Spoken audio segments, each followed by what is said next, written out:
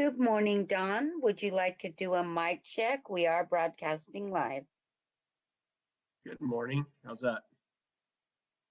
Great, I can hear you. Thank you very much. Great. Good morning, Danielle. Would you like to do a mic check?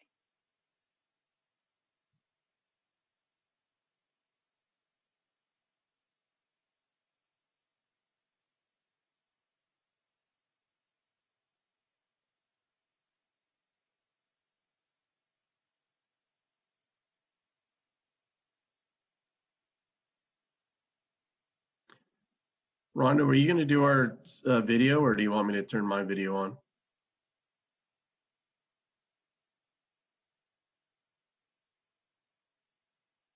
All right, I gave you the ability to have video.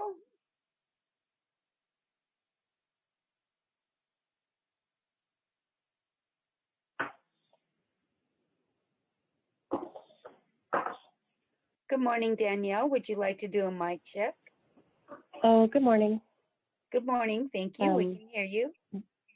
Okay, and the video is not required, or It's not required. We will grant the permissions for video once the meeting starts, and we are on item 4. Great, thank you. I'll remain on mute until then. Thank you.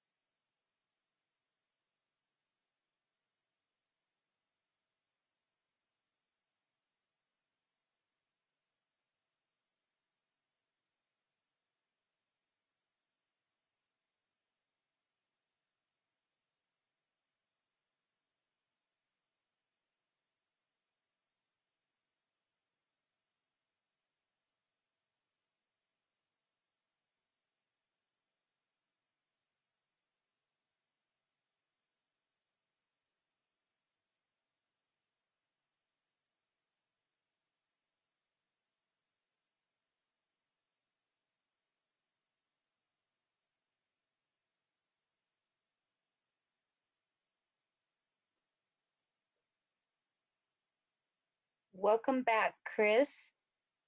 Justin, would you like to do a mic check? Thank you. This is Chris Bath, City of Rebus City. We can hear you. Thank you. Thank you. Hi, this is Justin Mates from the County of San Mateo. Thank you very much. We can hear you.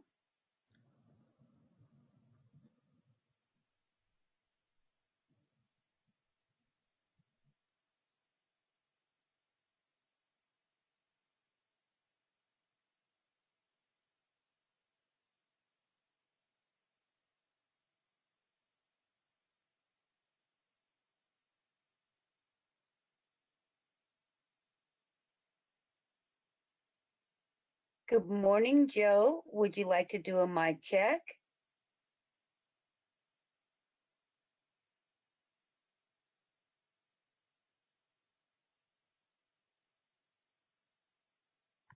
I'm on a meeting.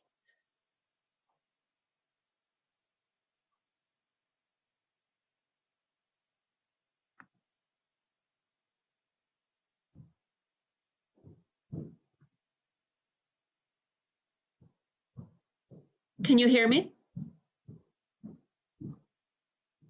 I sure can. Thank you, Joe. Good morning, Supervisor Semidian. Would you like to do a mic check? I have unmuted my device. Can you hear me clearly now? Can you hear me clearly now? I sure can. Thank you very much. And one moment, please. Can you see me clearly now? We can see you clearly as well. All right, thank you. Thank you.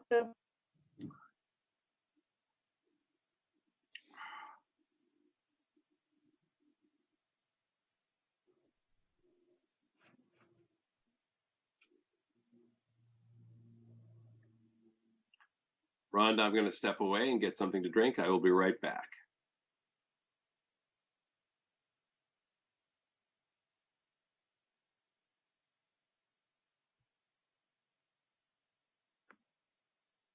Thank you, sir.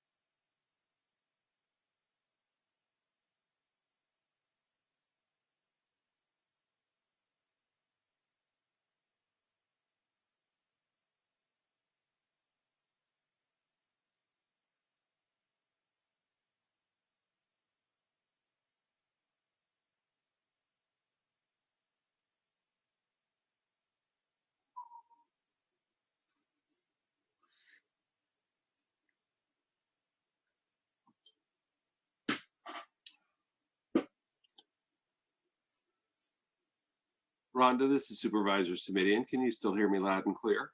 I sure can. At this point, I have a black screen. Is that to be expected? No, you should either see the panel, at the very least, you should see There we go. Sylvia. Now I see Sylvia Gallegos, who's waving at me. Great. All right, we're all good. All right, great. Thank you.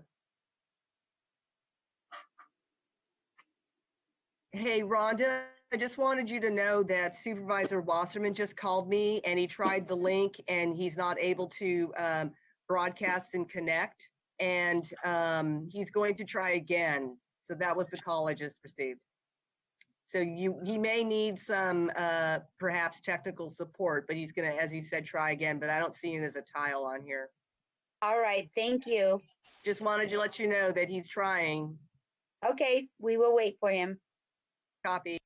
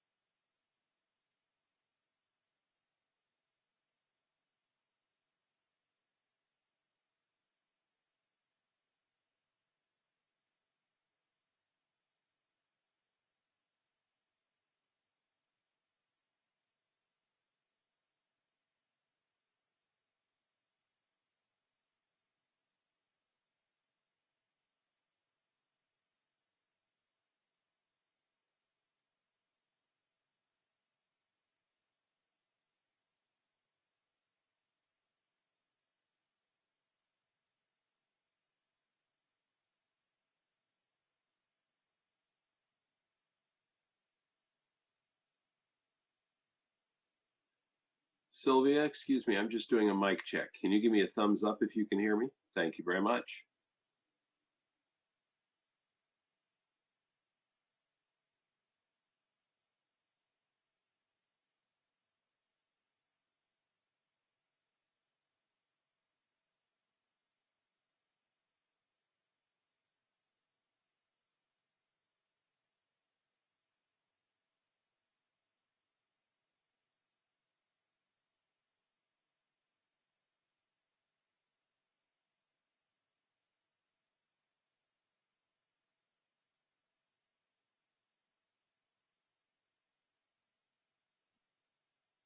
Sylvia, are you on the phone with Mike Wasserman by chance? Does he have his hand raised? So Rhonda's asking, but I don't see you on a tile, but she's asking if you have your hand raised. As an attendee? He does. He does. He was given a link where he had to enter his email address in, and he doesn't have. Oh, there he is. Okay, so I think we're good job, Rhonda. He says. Supervisor Wasserman, can you please verify yourself? Yes, and it says I cannot start my video because the host has stopped it. Please try again. I have given you co-host privileges. Thank you very much. And there we go. Woohoo, we see you. There we go. All right. Good morning, everybody. Sorry for the late start. I've been on 10 minutes. I've been writing signs on pieces of paper that said, Joe, help, help, Joe. Anyway, Sylvia, thank you very much. Rhonda, thank you very much. Are we My good to pleasure. start? Rhonda, may we start? Yes, sir, you may start. All right, let's call this meeting to order. The April 16th Hewlett meeting, and I'll, well, ask for a roll call. I'll just say Supervisor Wasserman and Simidian are here, and everybody else is listed on the screen. I think that's good enough, Rhonda, for a roll call. Yes, sir, it is. Okay, public comment. Does anybody have anybody at any location that wishes to speak? And Rhonda, do you have anyone who's come in electronically who wishes to speak? We have one speaker this morning, Scott Largent. All righty. We may have more speakers coming in. I do see one, at least one other person has raised their hand. Wonderful. Mr. Largent, Rhonda, how are you handling the timer? Are you doing it when he starts speaking, a timer shows, or what are you doing? So yes, we will have somebody who is going to share the timer screen, similar to what we've done at Board of Supervisor meetings. Okay. Because we currently have 2 speakers, public comment will be 3 minutes per speaker. Yep. So one moment, Mr. Largent, once you see the screen start, we will release it to start your public comment. All right.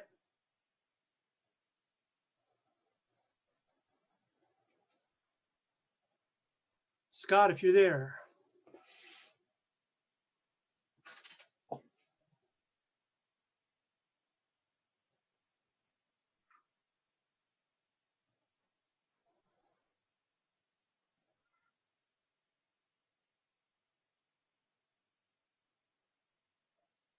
Rhonda, are you there?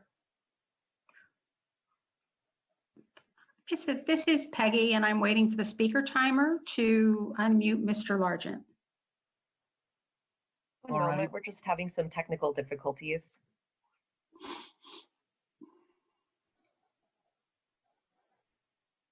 Okay, if we can't do it in the next minute or two, let's just somebody do it on their phone for 3 minutes. There you go. Good job.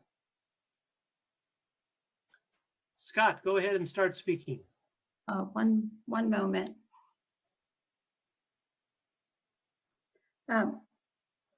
Mr. Largent, I am unmuting you. Please accept the unmute and you will have 3 minutes to speak once the timer begins.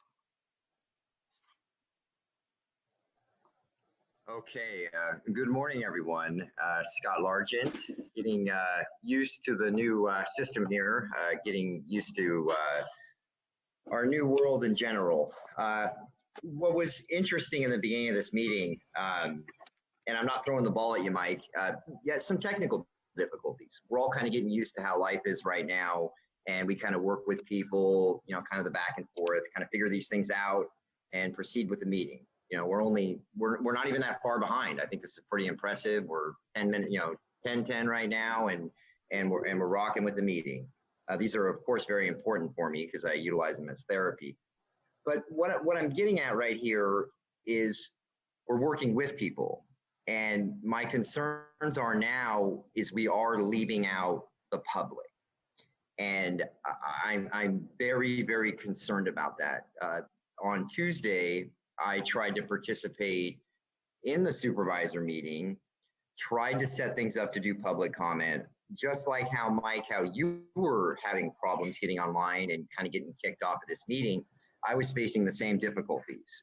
I was over on some benches behind City Hall, utilizing their wickedly, well, I'm not gonna, it's called wickedly fast Wi-Fi, but what I want to call it right now is that we won't go there, but it kept kicking me off.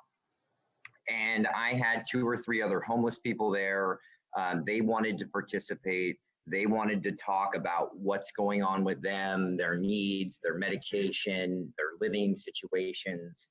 And we were just basically denied. So then I hopped on that light rail. I'm holding the laptop. I got that respirator on, you know, I'm using the hand sanitizer. You know, I get to the county building, I'm, you know, running through the back door.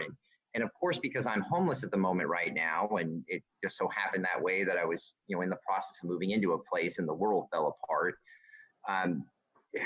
It was just very difficult is what I'm saying. No agendas here. I understand some people, I mean, most everybody's in a shelter in place. When you're homeless, you're not. So I am utilizing the county building lobby, and I'm utilizing your Wi-Fi.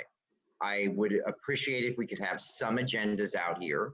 I would appreciate if we still communicated with the little man out here or woman and tried to accommodate people like myself. We're no longer able to use the microwave at the county building. The disabled are no longer able to use that bathroom downstairs. I'm sure that's a PA issue. We just need to kind of think about what's going on.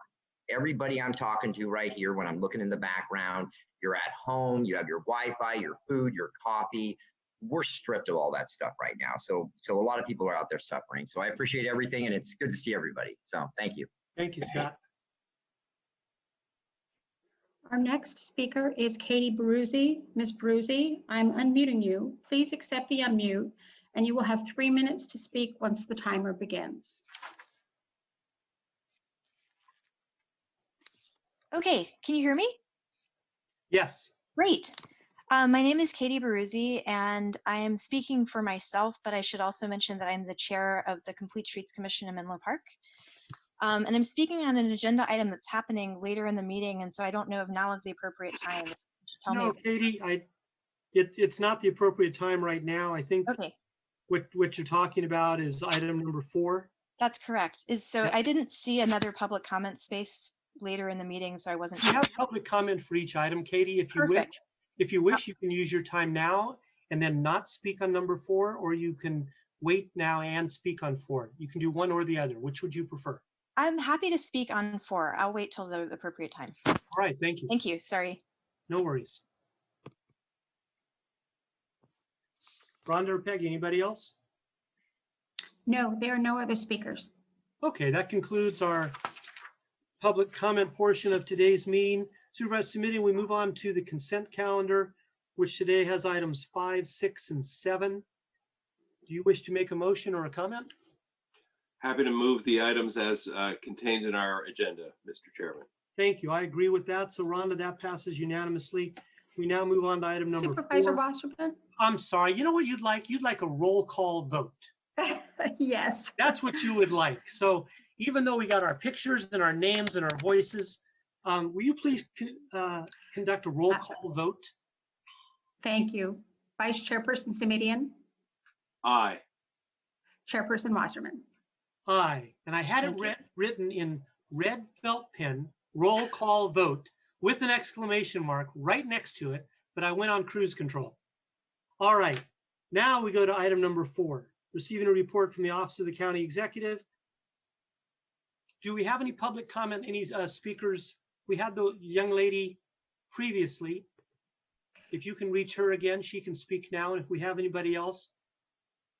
We have no other speakers besides Ms. Baruzzi. Thank you. Ms. Brucey, you'll have 2 minutes to speak on this item. Actually, And Mr. Largent has also raised his hand. So one moment, we will start All the right. timer. Excuse me, my dogs are commenting.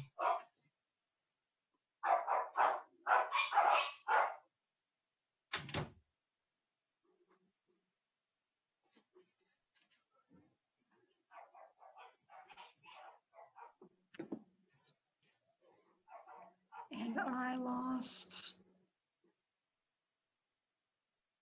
Okay, can you hear me?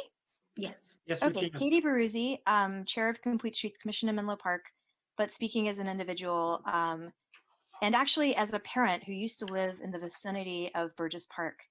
I want to highlight a couple of things about the proposed Middle Avenue undercrossing and what I think the potential benefit would be for residents of the 500 El Camino Real residences. First of all, I'll note that I'm making an assumption here that because of the size of those residences and because of what we've heard from Stanford, we're imagining that they'll largely be used by young faculty members, many of which will have young children. And the El Camino location is rough for families. It does not have great access to other places. El Camino is basically an urban highway. What the Middle Avenue undercrossing would do is enable people, especially people with small children, to skip the car seat tango, put them in double strollers or cargo bikes or burly trailers, and immediately access safer recreation routes from their front doors without having to, say, drive to campus so they can go to the SCRA, or they can access the kiddie pool at Burgess. They can go for long bike rides on safer protected bike routes.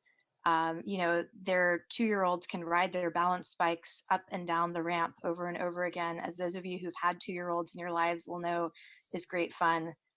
So I can't speak highly enough about this project and its potential utility for those residents. Of course, it has greater utility to the city of Menlo Park, and I'm sure you'll understand that. But I just, I was a parent of an infant and a toddler living 1 block away from Burgess, and I would love for that opportunity to be possible for these families as well.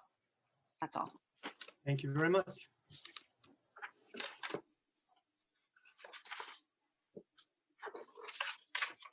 And I believe we have Scott.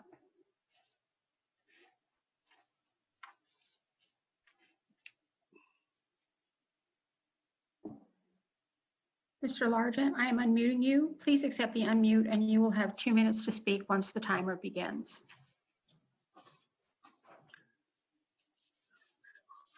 Okay, I believe I'm back on. So yes, you are. Okay, great. Thank you, Mike. Thank you.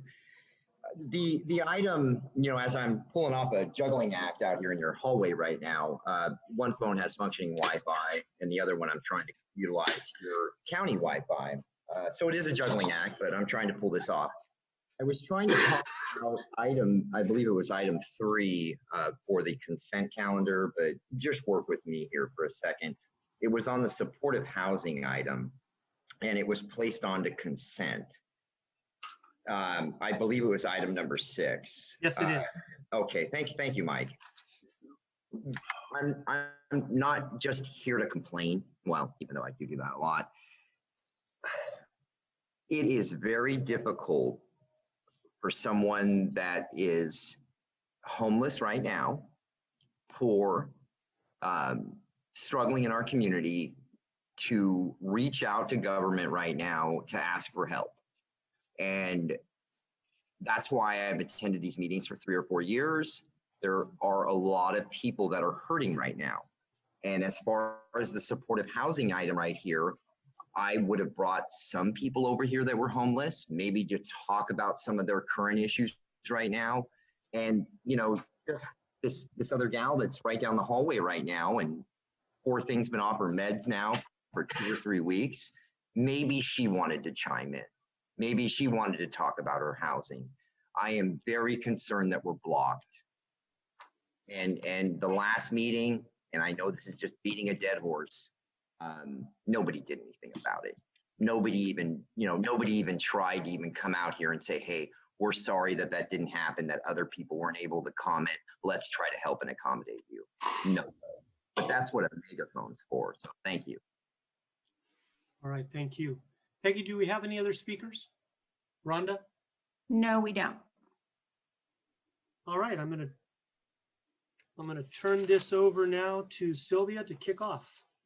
Good morning, supervisors. It's Sylvia Gallegos, Deputy County Executive. And I've asked Mr. Larson to, Kyle Larson on my team to share his screen. And I believe you can see a PowerPoint presentation before you. Yes. Perfect. So I'd like him to move to slide 2. And the reason why I'm asking him to do this is that this has been a little bit of a logistical challenge, and I want to start by going through the structure of the presentation. First of all, I want to give my heartfelt thanks and appreciation to the clerk staff with Rhonda Schroeder, Peggy Doyle, and then also Dave Leon, and then also Mr. Kyle Larson for orchestrating the logistics around this presentation. We are testing their boundaries in terms of their skill with respect to this remote meeting platform. So my goal today is to have introduction and very brief background with respect to the source and use of these funds, and then have each of the jurisdictions, there's 7 projects, present up to 3 minutes on their projects. There'll be a little bit of a disconnect from the standpoint that Mr. Larson will be projecting what I view as pertinent information with respect to the projects, but the presenters may not necessarily be speaking or may touch lightly upon the slide itself. So there may be a little bit disconnect between what's showing on the slide and what they may be saying.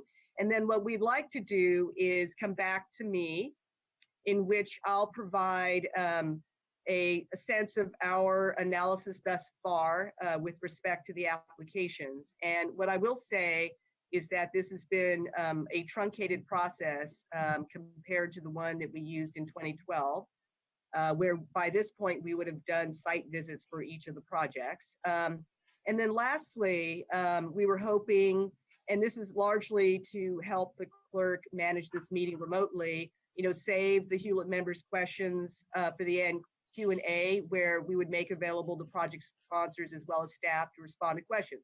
However, if you do have a burning question, obviously, you can interject.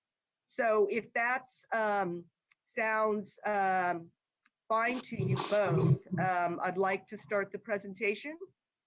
It's fine with me, Supervisor Simidian. Sounds good. Thank you, Mr. Chairman. Thank you.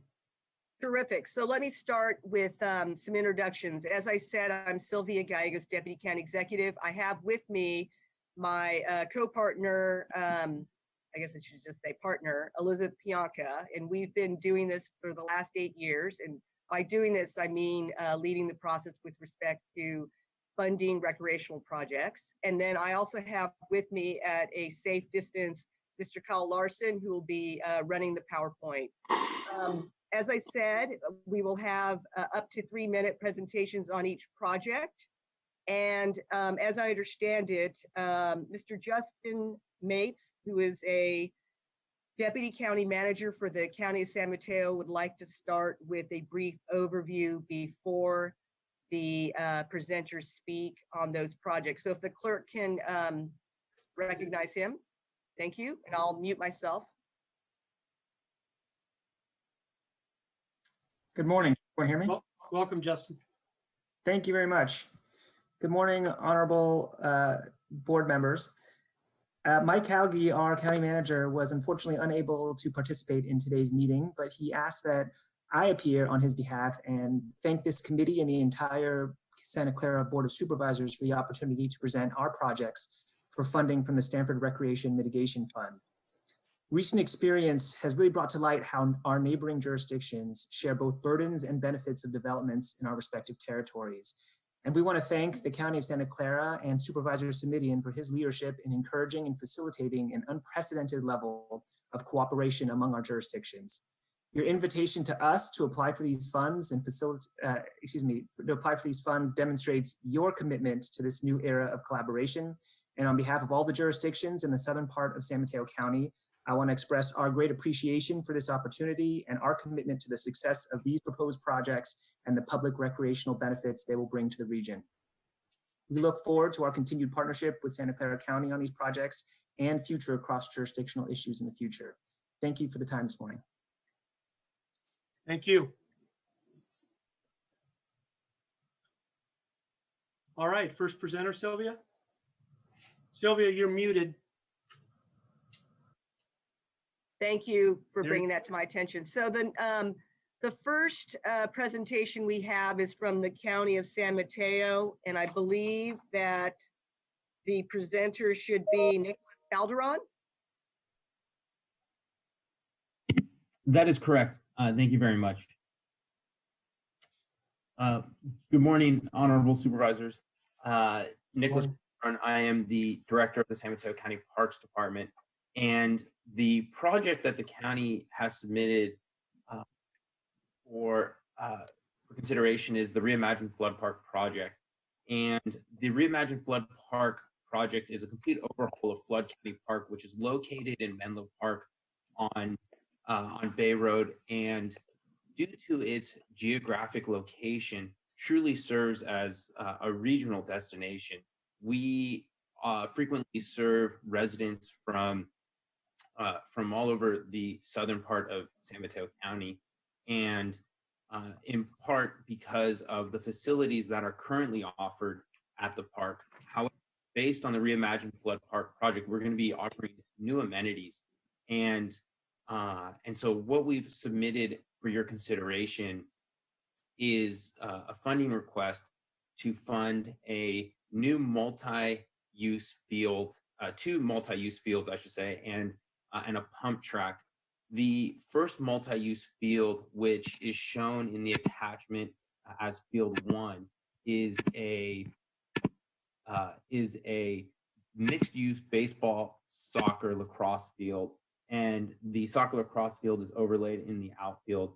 The second multi-use field is titled Field 2, which would be a standalone multi-use field, primarily used for soccer and lacrosse. And thirdly, the pump track, which would be located in the top right portion of this of the image, is something that is a growing trend for youth in the area, and this would be the department's either first or second pump track. We're in the middle of trying to design one in one of our other parks, but what we've learned is that there is a growing demand for field space in this area, and because of that, youth and adult leagues are struggling to find space to recreate. So with the funding that we have requested for your consideration, the department would be able to construct both of these fields, which would be natural turf, and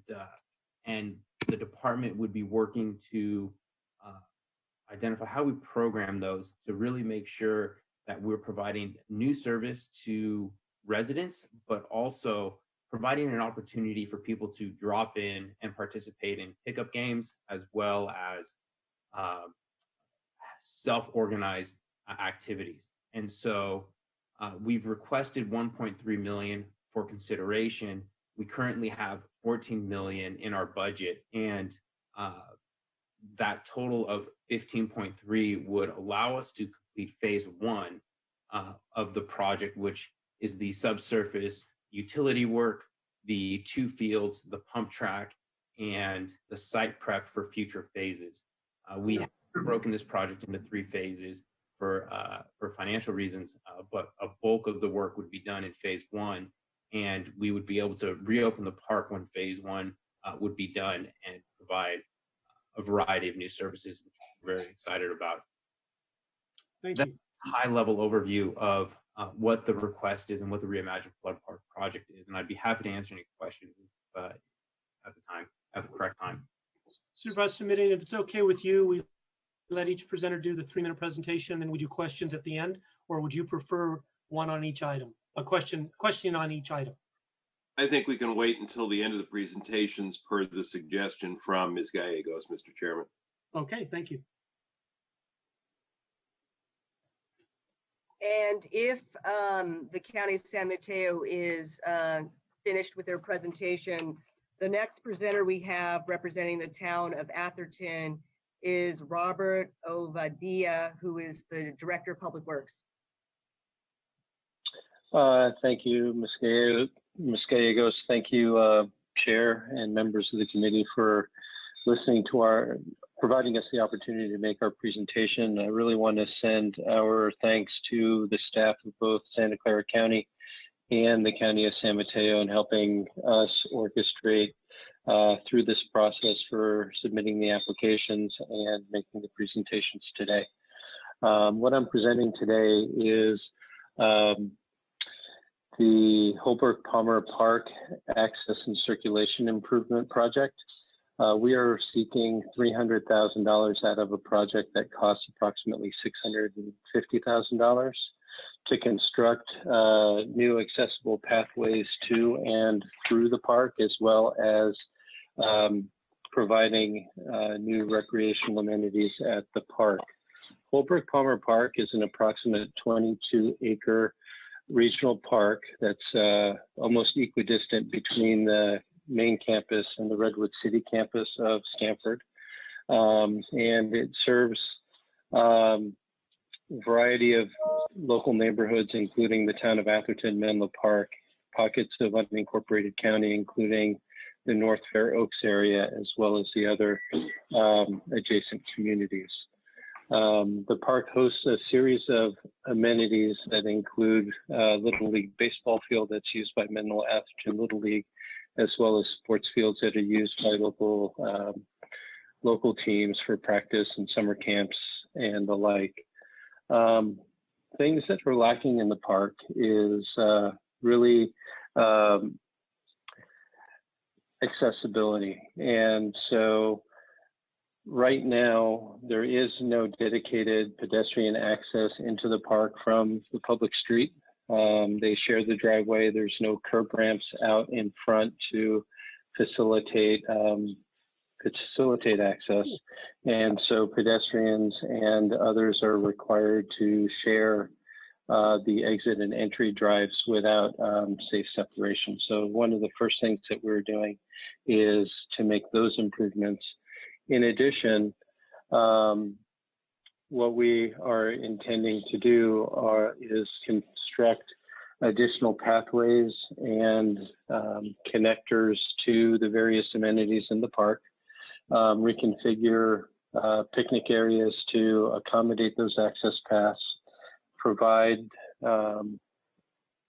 other standard park amenities that include dog stations, benches, little entry plazas, and pathway connectors. One of the unique features of Holbrook Palmer Park is its pastoral nature. And one of the main recreational uses at the park actually is that passive nature and enjoying the pastoral qualities. And so the use of the pathways are not just the connectors, but they are in essence a recreational feature in the park itself. So again, we're looking to fund the project with a grant of about $300,000, and the town has the remaining funds of $350,000, which includes the contingency funding, and that's coming out of our general fund. Once we get approval with the grant and are able to enter into agreement, we're ready to move from what we have as a concept design into full design and be ready to start construction next summer. So we appreciate the opportunity and look forward to continuing through the process. Thank you, Robert. All right, the next presenter is representing East Palo Alto, and there are two projects that were submitted, a lighting project and also a new bike ped facility across Highway 101 at University Avenue. And I believe we have, and forgive me if the pronunciation is incorrect, Hamza Javed, who's a East Palo Alto city engineer. That's correct. Thank you so much, respected supervisors and staff. This is Hamza Javed, city engineer with the city of East Palo Alto. Absolutely. The first project that we have today that I'm going to be presenting briefly on is the Martin Luther King Park lighting project. And through this application, we are requesting $570,000 to install permanent fixed lighting at MLK Park, and also some mobile, excuse me, mobile lighting, so we can provide lighting at some of the additional parks in the city. Currently, the city of East Palo Alto has 5 parks that we maintain, and we do not have lighting at any of these parks. The city has several youth programs, and we currently do not have a formal Parks and Rec department. So that's one of the reasons why our parks are lacking some of the amenities that we would like to provide to the community as well as adjacent cities for the usage of these parks. MLK Park is one of the city's largest parks, and it has sports fields. The goal with this project is to really provide lighting and allow us to use the park for more than it currently can be used, and also allow the park to be more accessible and allow the community to be more engaged as we make this park more accessible. A few other goals of this project are to promote wellness, decrease some of the illegal behavior at some of these parks, foster community connections, host additional programming for the community. We are also currently working with the County of San Mateo to add Wi-Fi at our parks. So we are hoping that, with the Wi-Fi and, some lighting, we can really create a great amenity for the city here with these parks. Also, our goal is to develop space to host programs with adjacent cities as well. So again, thank you so much for the opportunity for this project. We plan on having the project design completed within 6 months of funding approval. With that, I'll be happy to, I guess we'll take questions at the end, but I can jump into my next project. Alrighty. The next project that I have here is the University Avenue 101 Overcrossing project. And this project has a project cost of over $12 million, and it's part of a 2-phase project. So there's this phase, which is considered to be phase 2, is really a project to construct the overcrossing across the 101 at University. The first phase of the project is to perform some interchange improvements within state right-of-way. So that's a project we've been working with Caltrans, and we've done some submittals, and that essentially is going to enhance the interchange to allow better access on and off the off-ramp at University Avenue. This particular project will provide pedestrian and bicycle access across University.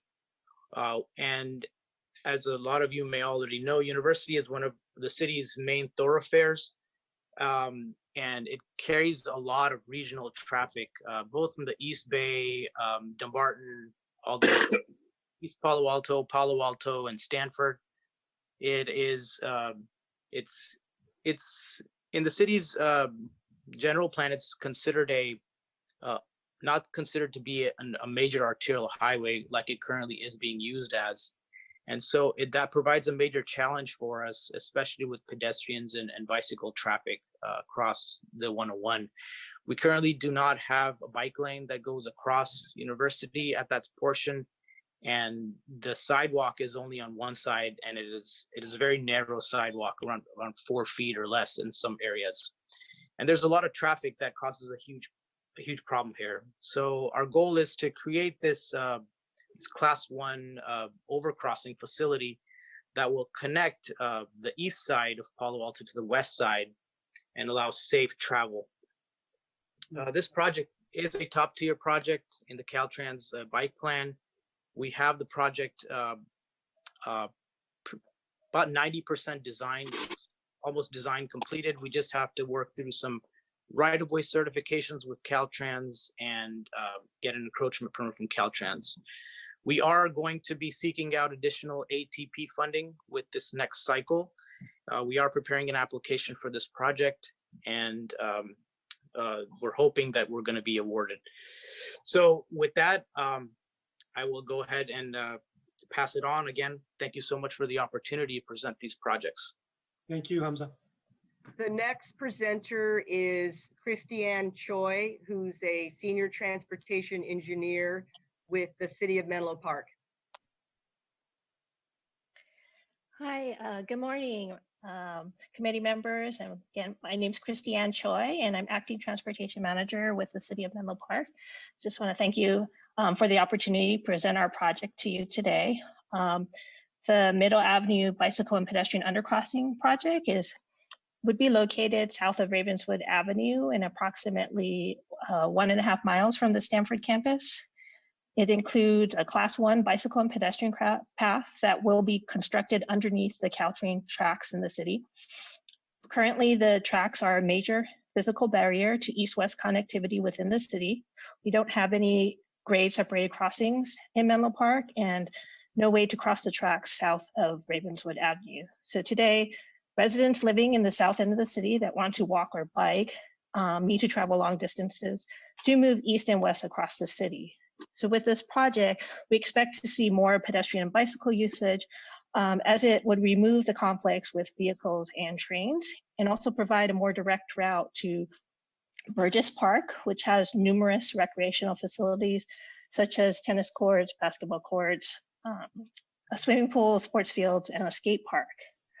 On the east side, the project connects to existing Class 2 bicycle lanes on Alma Street, which then lead to other Class 2 bicycle lanes on Ravenswood Avenue and on Willow Road. It also includes a raised crosswalk and RRFB to facilitate this connection. Then on the west side of the Caltrain tracks, the new path will be connected to an outdoor space that will be at the Middle Plaza development that is currently under construction by Stanford University. In addition, there are planned bicycle facilities on El Camino Real and Middle Avenue, and this project will include pedestrian bicycle improvements to the El Camino Real and Middle Avenue intersection. The project is located adjacent to a mixed-use development that Stanford is currently constructing, which will include 215 apartments. And so the residents at this development would have direct and convenient pedestrian and bicycle access through this project. In addition, Stanford has several off-campus subsidized apartments that are located less than a mile from this proposed undercrossing. So our goal is to complete this undercrossing at the same time as the Stanford development project, and that's anticipated in about mid-2022. And this undercrossing project was first identified in our bicycle plan and our El Camino downtown specific plan, and is now included in our draft transportation master plan. During the 2018 Stanford GUP process, the city had also been coordinating with Stanford and county representatives on identifying this project as one of the bicycle and pedestrian improvement projects that would serve as mitigation for that now withdrawn proposal. Our project has support from our council, as noted in a letter provided by our mayor, and they have also approved 30% design plans and certified the environmental document. We are asking for $1 million from this fund, and we are also seeking other grant funds. We have about $11.5 million currently, and we're seeking other funds such as the ATP funds, and we also have some transportation impact fees that we can use to help build this project. We believe this project will meet the requirements for the Stanford Recreation Mitigation Fund by providing a new recreational use that will benefit not only Stanford residents living in Menlo Park, but many other residents in the city. So happy to answer any questions at the end, and thank you again for your time. Thank you, Christiane. The next presenter is representing Mid-Penn, and it is Brian Apple, who's a capital projects manager. Good morning, committee members and staff. My name is Brian Apple. I'm the Capital Projects Field Manager for the Mid-Peninsula Regional Open Space District. And the project that I'm bringing forward for consideration is the Alpine Trail Project. And this project uses a portion of closed Alpine Road, which is currently owned and managed by the County of San Mateo. The road is used informally as a trail at this point. It has had several large failures resulting from large storm events, blowing out culverts and contributing sediment to Corte Madera Creek.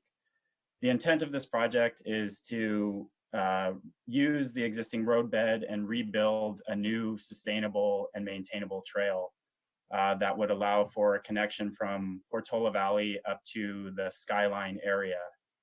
This project is considered one of our top 25 vision plan priority projects. It's going to provide regional access to our Montebello Open Space Preserve, the adjacent Coal Creek Open Space Preserve, and is in very close proximity to the Bay Area Ridge Trail connection. This project will include enhancements of the trail surface, drainage improvements that will allow for enhanced use for the bicycling community.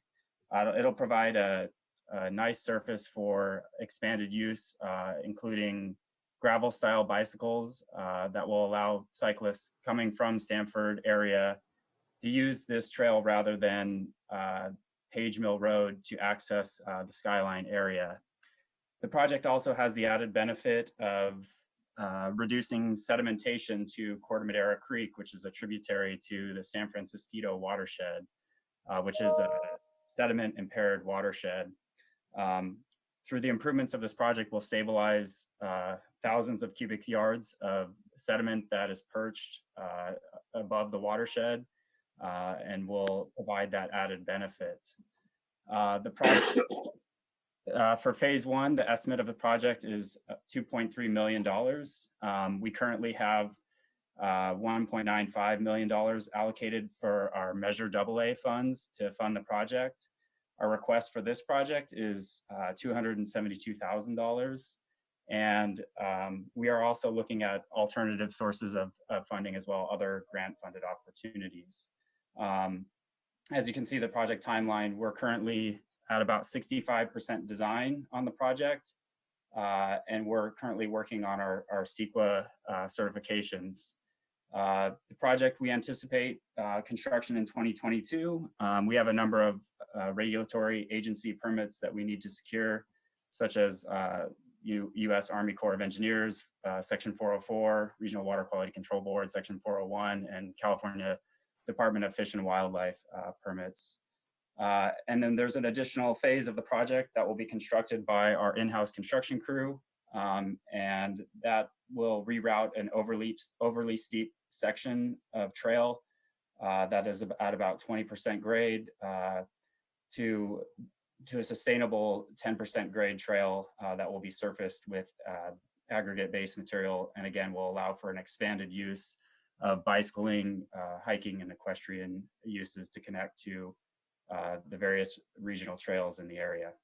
And I want to thank the committee for this opportunity and look forward to working further on this project. Thank you. And Sylvia, one quick question for Brian, if I may.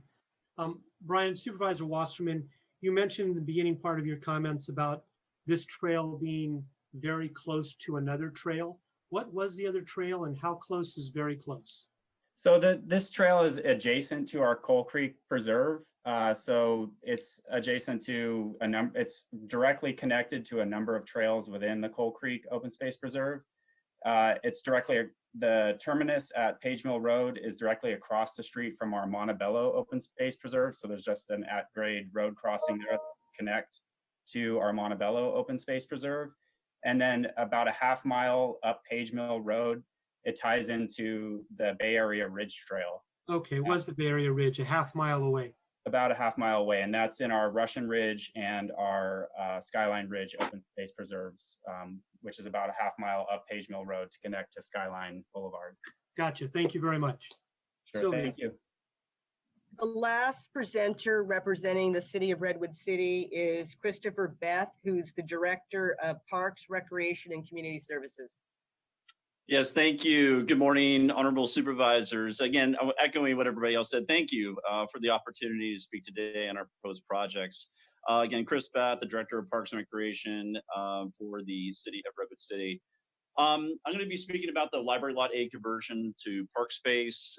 We have an estimated project cost of $2.8 million, and we're requesting $800,000. We recently completed a downtown park site assessment and feasibility study to analyze converting city-owned properties, including existing parking lots in our downtown, into public park space.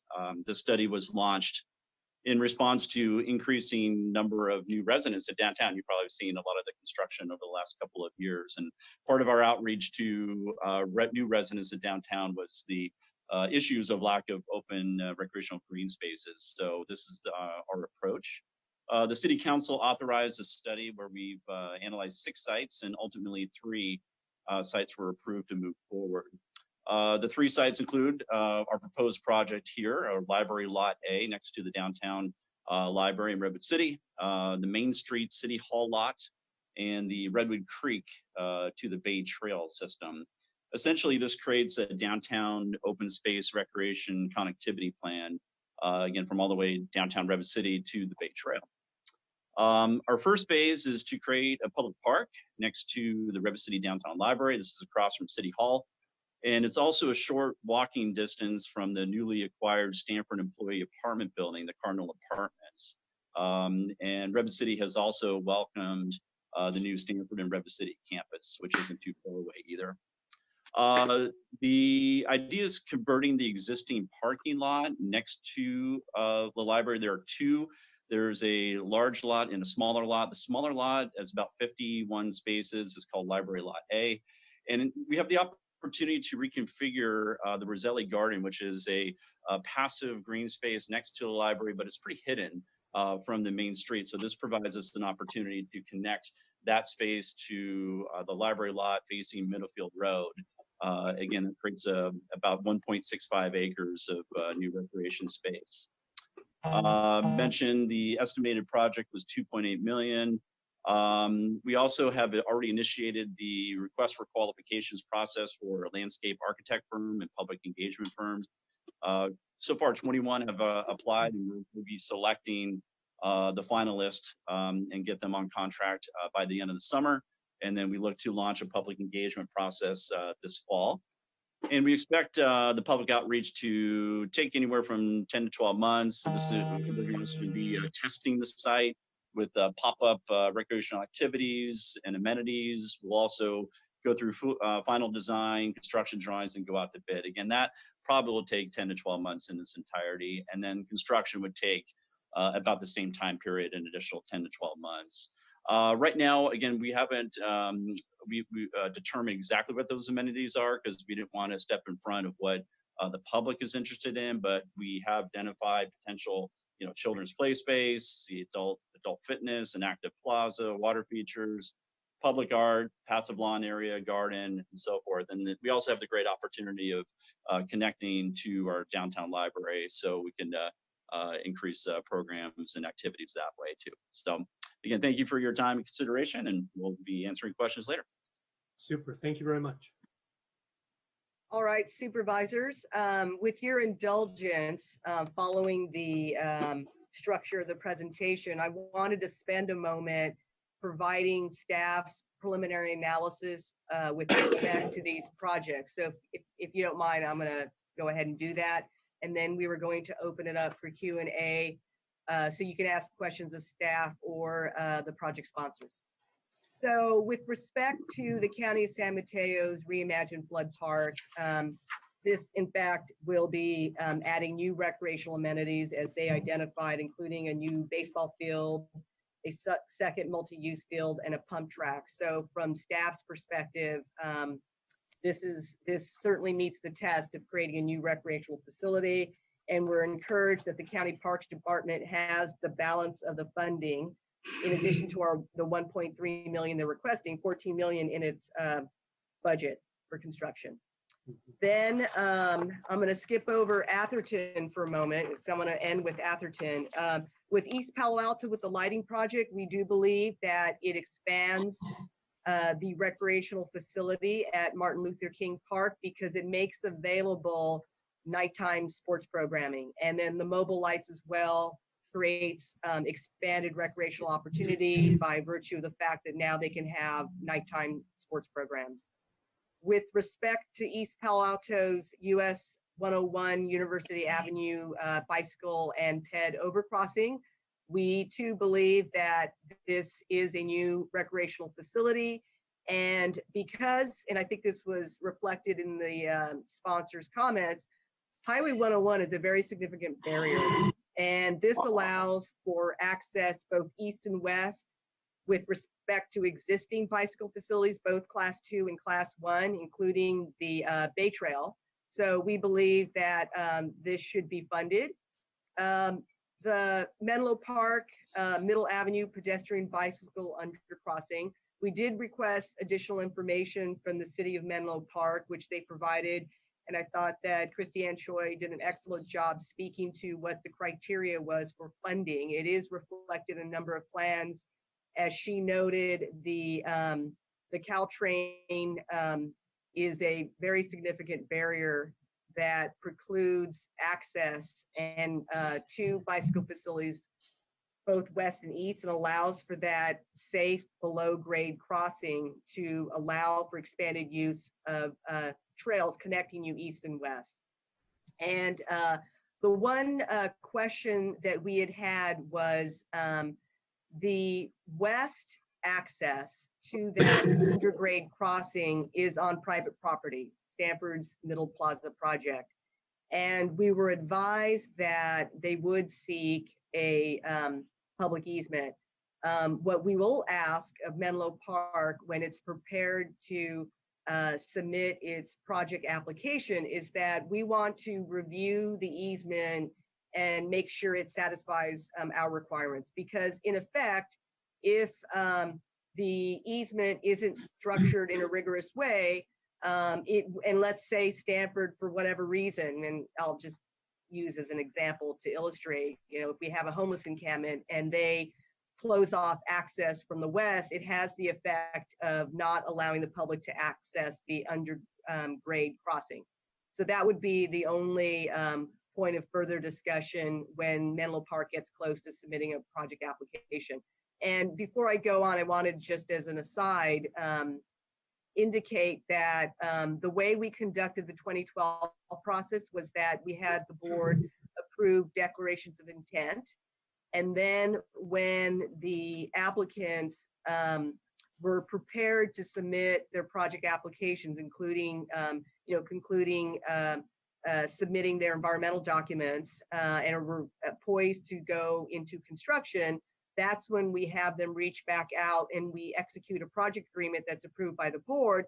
And that's when there's an actual commitment to the project with that execution. So moving on, Mid-Penn, their Alpine Trail, we did have conversations with Jill Slavitt, who, and I'm remiss and frankly not in doing this sooner, but I wanted to also break for a moment to acknowledge Jill Slavitt, who's in the sustainability office in the county of San Mateo, who did a fantastic job representing the county and in essence, working with all the project sponsors to come up with a list of projects up to the available amount of funding of $5.2 million. And I should acknowledge that we did, Elizabeth Bianca and I, have an initial meeting with him to review the criteria and the project application. And then when they had draft applications, we convened a second meeting with him to offer informal input with respect to the project. So with respect to Alpine Trail, that was a point of conversation and photos were shared. And in effect, our perspective is that it is a usable trail. There are sections that are washed out. So this would in effect create a new recreational facility and then also allow for expanded use of existing recreational facilities, i.e. the trails that were identified.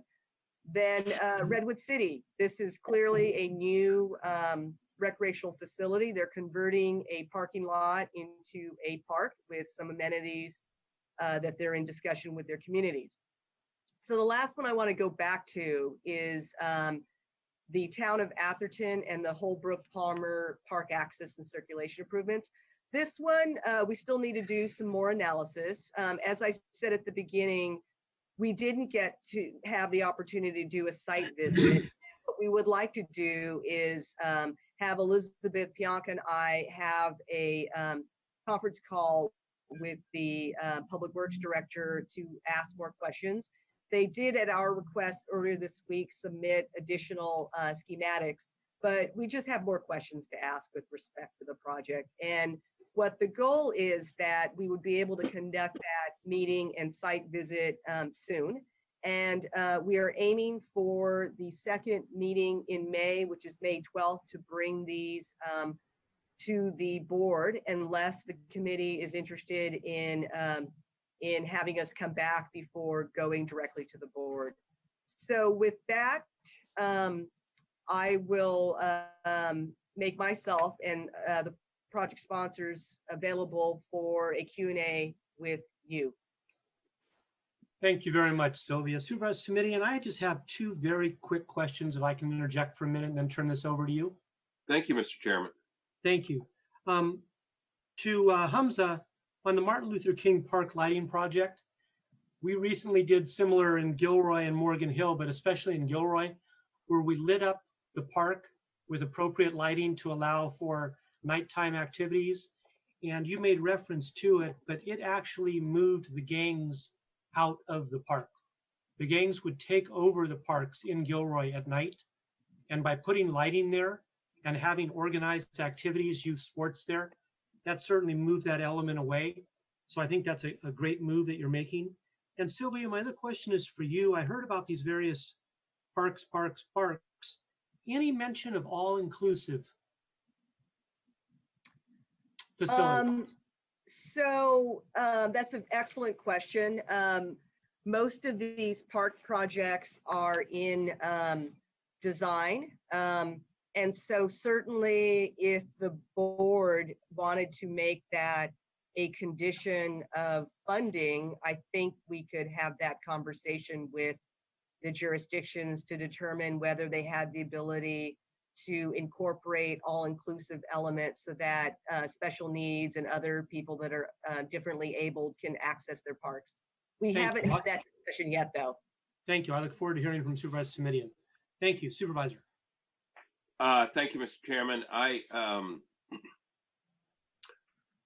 want to add my thanks to all of the presenters and to the folks in San Mateo County and the various cities and Mid-Penn, and also to our own county staff and county counsel's office for acting really quite expeditiously on this referral. So under any set of circumstances, this would have been a timely turnaround, and I think particularly under the current circumstances, that ought to be underscored. I have the benefit of having been on the board back in the late 90s when these funds were incorporated into our general use permit approval back in the year 2000. I also have the benefit of having represented all of these communities. Every one of the projects is in a location that I previously represented during my time in the state legislature. So I know most of the project sites quite well. And I would, share in the staff's assessment of the projects as meeting the criteria for new or expanded recreational opportunity, which is the criteria that we have established. And I'm mostly just saying that because I want to get it into the record, frankly, since that's the requirement. As to the Holbrook Palmer Park site, which I know remains the one site that requires some further review, I know it well. I've been to wedding receptions, holiday parties, political events, and the presentation from folks in the town of Atherton, I think, underscored quite well and quite accurately the fact that there is no real pedestrian entrance to the park. So the creation of a trail does, in fact, in my observation and direct experience, expand the opportunity for recreation at the park site if there is, in fact, a trail added as was described, as well as the potential for recreation along the trail once inside the park. So I think as the staff, I'm optimistic that as the staff gets additional information, they'll seek quite clearly the newer expanded recreational opportunities that the proposal would create. I think at this point, Mr. Chairman, if you're amenable to it, and if there are no other speakers, I would make a motion to approve the projects and forward them to the board on the schedule that was originally anticipated, subject only to additional input on the one project from staff at that time with a favorable recommendation. The other thing I would say is that I don't want to put a requirement in at this late date that would pose challenges for any or all of the projects, but with simply a request, if you will, that all of the jurisdictions consider inclusivity as they move forward with these projects. And if that's amenable to you, I would ask for a second and offer that as the motion. Thank you. I agree. You have my second. The agenda items to receive the report and move it forward, but we are unanimous in moving these things forward with our approval and our thanks. I want to thank all the individuals from the various cities and organizations that were here on this Zoom conferencing that still enables us to get the people's business done, even though we're confined to quarters for a while. So thank you all very, very much. Supervisor Simidian, any other comments? No, just again, thank you to all parties. I know folks in San Mateo County and on our own Santa Clara County team had to move quickly and did a very thoughtful and thorough job, I thought, under challenging circumstances and on a relatively tight timeline. So happy to have made the motion. Appreciate your second and support, and look forward to seeing some dirt broken at some point in the foreseeable future on these projects. That'll be exciting. Mr. Chair, pardon me, this is Dave from the clerk's office. Since you took a vote on that, we would like to do a roll call vote on that if we're able to.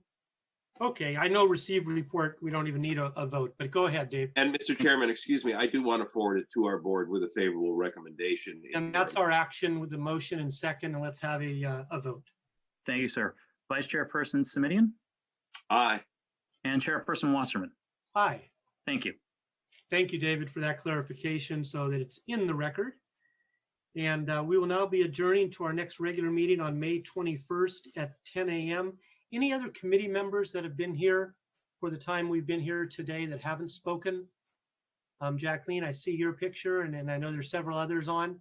Anybody else wish to make any other comment about anything else?